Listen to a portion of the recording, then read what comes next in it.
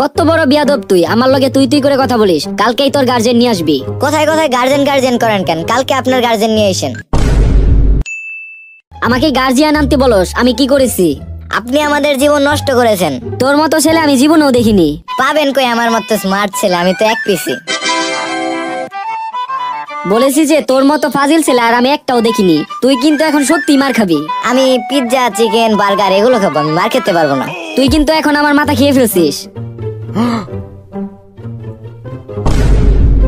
আমি কি ফকিন্নি নাকি যে বাসায় এত খাবার থাকতো আপনার মতো ফকিন্নির মাথা খাবো?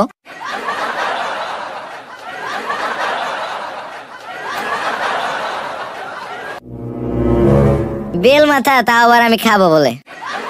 আচ্ছা তুই বলতো তো সমস্যাটা কি?